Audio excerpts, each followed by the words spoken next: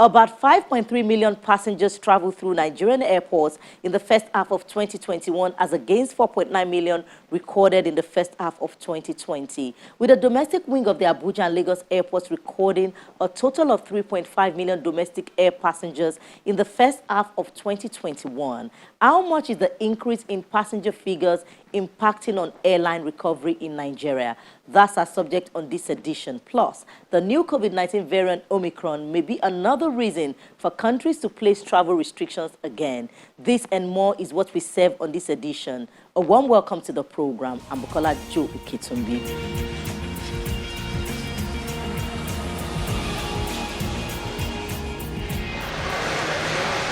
During the COVID-19 pandemic, the air transport sector in Nigeria and other African countries lost $7.7 billion in 2020 due to restrictions put in place by governments to curb the spread of the virus.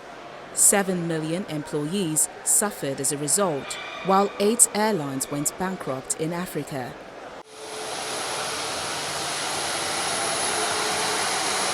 A year after the federal government reopened Nigeria's airspace to international travel after the COVID-19 lockdown, data from the Airport Authority in Nigeria shows that traffic remains at 40% of 2019 levels, as passenger movement stood at 157,689 between January and June 2021. Over 14,000 domestic flights were operated in the first quarter of 2021. It's also projected that passenger traffic would continue to rise as more people prefer to travel by air.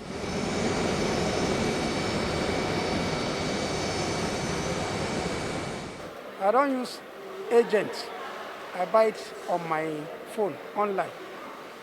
So it is very easy. You don't have problem of that from that. As I'm traveling today, if I'm buying it today, it will be a bit higher. Or if I'm buying it yesterday. But if you book ahead, maybe a week before, it is okay. Because this one I bought it last week against today. I bought it 29,000 plus. An airline official says aircraft capacity is sometimes between 80% and 90%. Well, it's been good, and it's been just like it's not been too okay, but I can say that we're getting back gradually, kind of. We can't say we're there yet, but we're getting back gradually. That's what I can say for now. At the moment, we're doing about 80%, and yeah, with the likelihood of getting to 90%, but the issues are still there. By the time you're doing very well, there's one issue, forex issue, that is still taking back the funds. Your maintenance cost is increasing. We earn in naira, and everything we do is in dollars. While the rise in passengers' traffic should lead to an increase in flight frequency, the reverse is the case, as the issue of foreign exchange and price of jet A1 impacts heavily. Without fuel, you can't even operate to start with.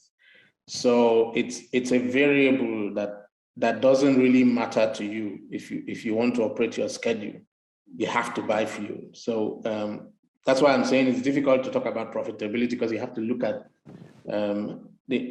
for instance, I can tell you now our fuel cost has doubled between January and August, doubled completely. So if we're paying 100 naira in January, we're paying 200 naira now. That's how bad it is. Now, so at the end of the day, when you look at the 100% increase in the cost of fuel, the astronomical depreciation of the naira versus the dollar, all of these are variables that are going to affect the profitability of airlines. So we're trying to manage that through managing of our revenue yield per passenger. With new airlines plying their trade on the domestic scene, this is added to aircraft capacity. Our passenger numbers are constantly increasing and our load factors are very high. So we're experiencing a passenger a huge passenger surge on our flights, but I don't know if it translates into more passengers across the industry. So we're trying to manage the yield on our revenue, but yes, we have a surge in passenger numbers. Our flights, we just put on new capacity, and the capacity is filled up. So it's a very good sign. But with regards to profitability, we'll have to see, because we're struggling with the exchange rate and the price of fuel, and so many things have just gone up astronomically. Beyond the new airlines on the domestic scene, some believe that Nigeria still needs more operating aircraft. With the current economic situation, not many can afford to travel by air owing to the low purchasing power. Despite the challenges, air travel remains the safest choice of movement in the country because of insecurity and poor road infrastructure. Traffic is not necessarily translating to profits. Plus, the foreign exchange issue is having a crippling effect on domestic operations. That's the view of our guest, the chairman of Airpeace, Mr. Allen Uyema. As I stand here talking to you, I don't even know how much we're paying this morning for fuel. Because by 2 p.m., the fuel vendors might give you a different price entirely. We have spent about over 300 naira to a liter of fuel, yet passenger fares remain the same. Passenger fares remain the same.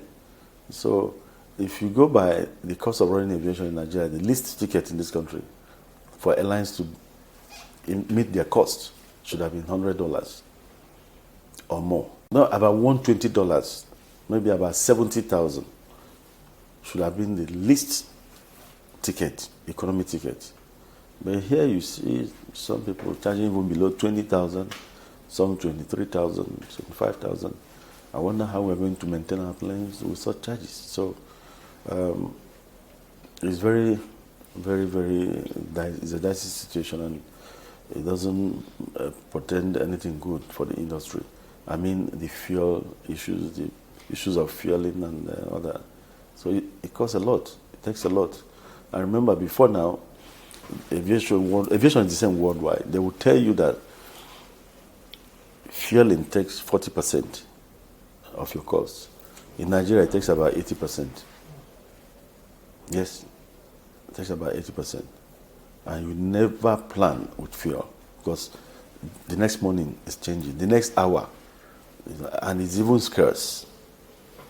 Part of the delays you see airlines having now because of scarcity of the product. So sometimes you land and you want to take off, you don't get fuel when you need them. You maybe only one Bowser servicing all the airlines, one vendor servicing all the airlines, the others don't. You have to queue up and wait. There's nothing you can do about that. So you continue having delays, cancellations, because when you delay a flight going to Owerri, for instance, just know that once it's 6 o'clock, there's no flight going into that place because it's a sunset airport. You wake up in the morning, so many things cause delays. It could be bed strike, it could be the fuel issue, it could be passenger facilitation at the airport. And once you waste time, the next thing, it will impact on you if the airport does not operate into the night. Like Asaba now, we are very happy with Asaba Airport. The government encourages the federal government gives us extension there when you're running late. But airports like Owerri is a no-go. There are some other airports like that. So once you don't do that, you start having cancellations, and when you cancel a flight, you might have to accommodate those people early in the morning before you start doing other flights. And that way, the cycle of delays will continue. We see hope because the federal government is trying to address the issues of the airport facilities and all that. And so there's hope. But some airports are being touched now. Away from domestic travel to other countries where the COVID-19 variant Omicron is keeping borders shut again.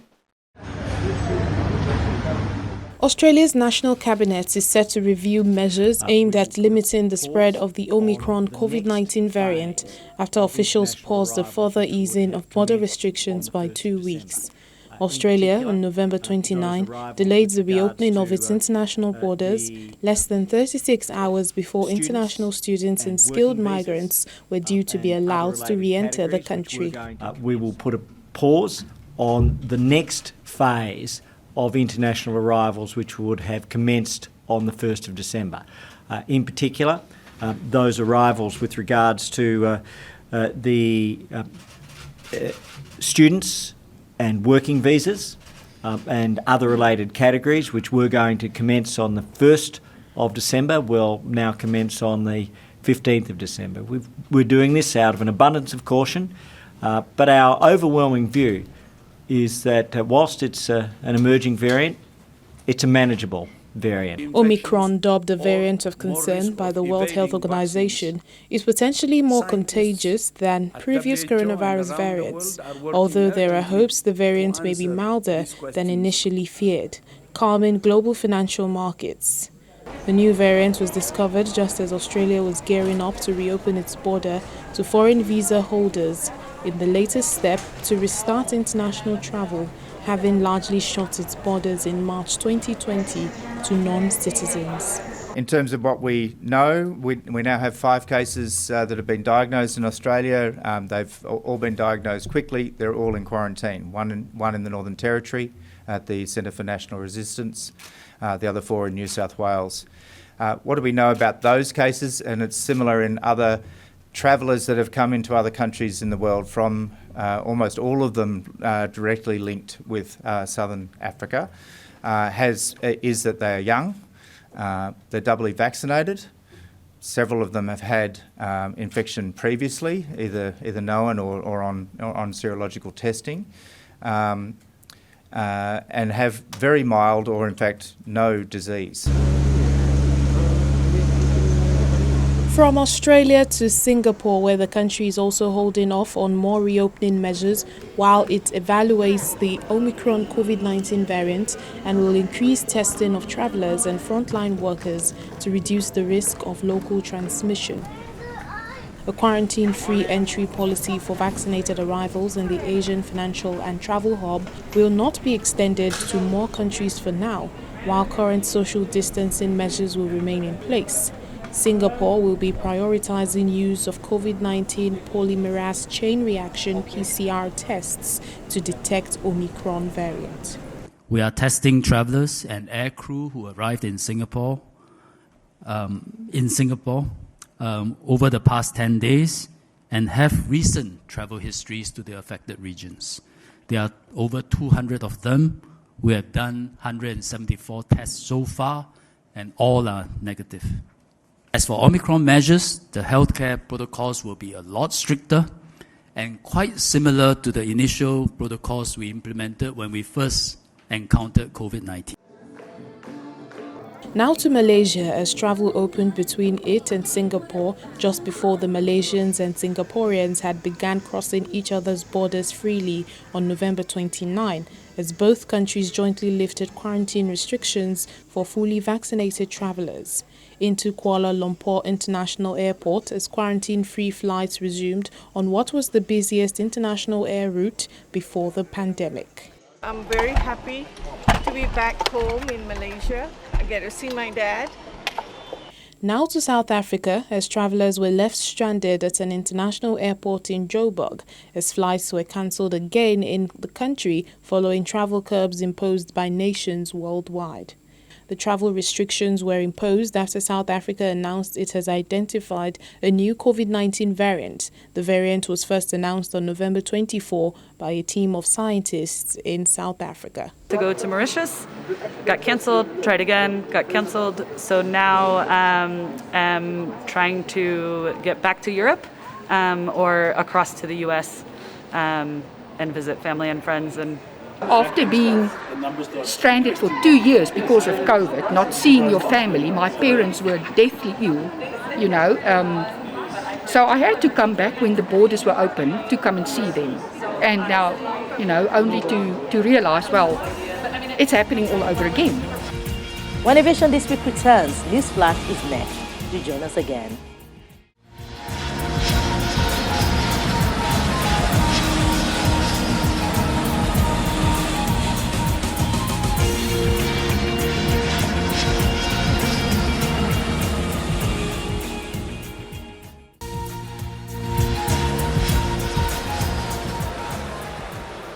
As the Yuletide season approaches, passengers are asking airlines in the country to put their acts together. Most passengers say the airlines should work harder on reducing delays and ensure that customer care is upbeat. For me, I'm not happy with the level of service delivery with the airlines. The way they treat the customers is not the way they can be. There is room for improvement. For example, I came in here like an hour, 10 minutes before my flight. How there were no seats on the ticket that was bought online 48 hours before. And a lot of people are in the same situation, and pretty much nobody is explaining why that happened, how we lost our seats even when the plane is on ground. The customer service and the desk officers were just pushing people up and down. Beyond that, they reschedule flights a lot without considering the inconvenience to the customers that are patronizing them. I think when you are doing that, it should be commensurate to the service you are delivering.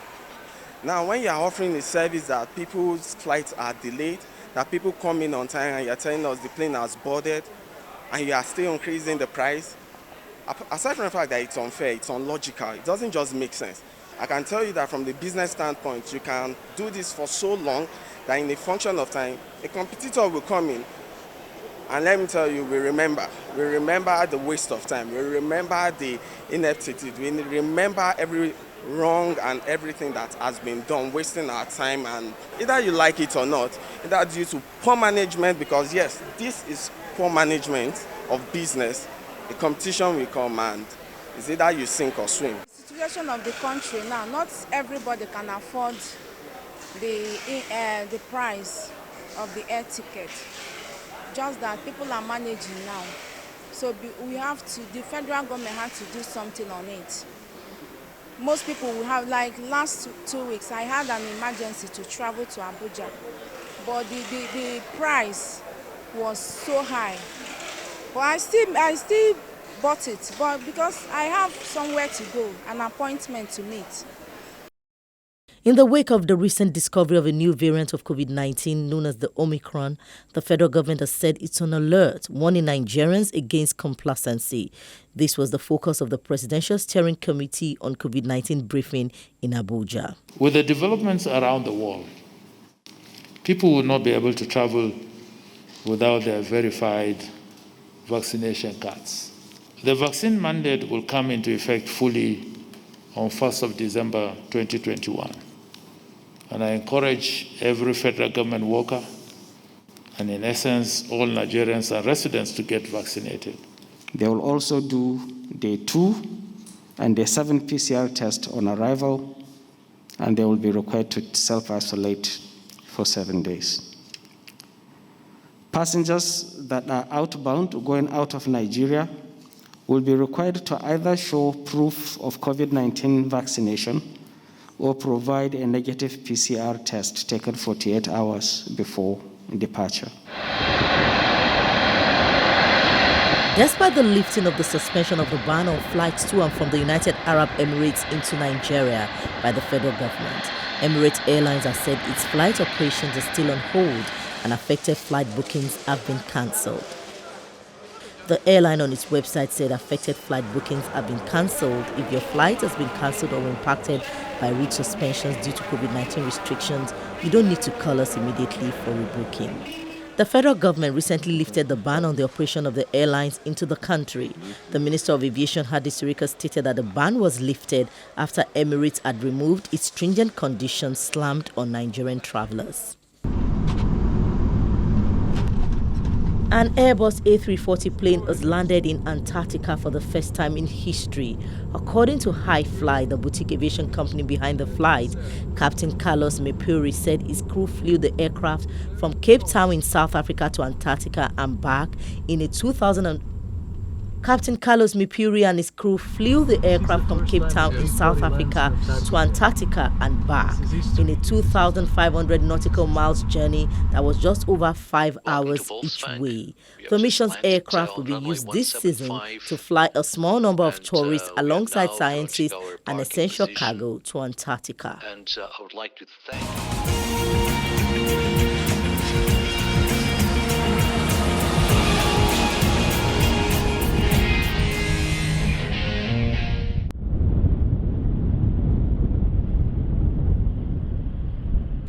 travel is heavily regulated, and while it's true that airlines sometimes may not be on top of their game, extreme weather is the most frequent culprit of flight diversions, delays and cancellations, all this happening as part of the aviation game.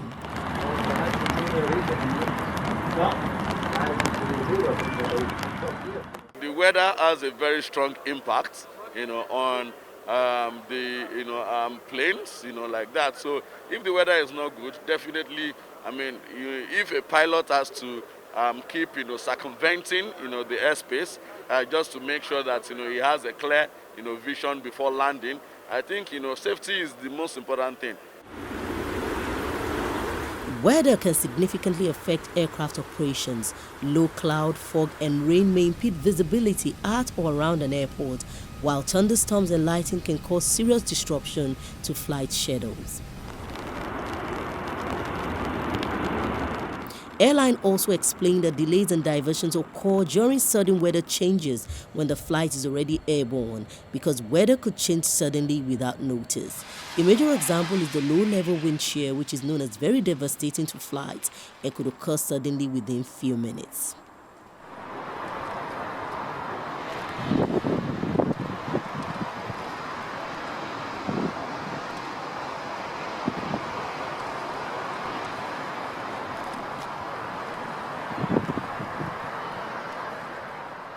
These craft are unable to take off or land during a storm and will often be rerouted. Thunderstorms and lightning strikes near airports may also stop ground operations until they pass. Although bad weather, if not well managed, could lead to accidents, but so far pilots in Nigeria say the Nigerian Meteorological Agency has been effective in delivering accurate weather reports.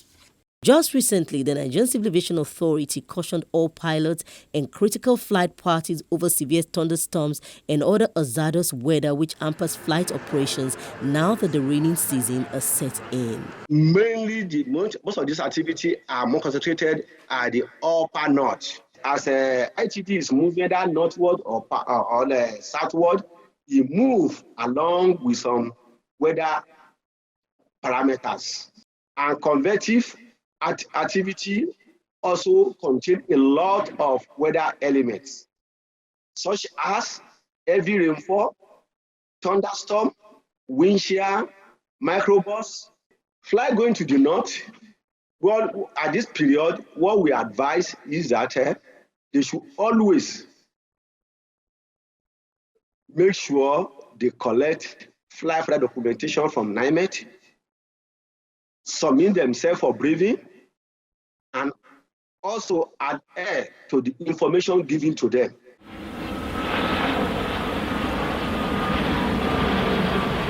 Aviation, most probably more than any other mode of transportation, is greatly affected by weather, with every phase of flight having the potential to be impacted.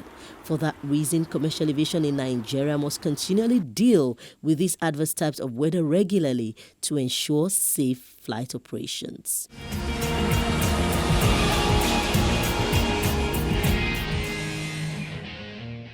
This is where our flight lands on this edition. Thank you so much for being with us. I'm Bukola Jo Oketumbi.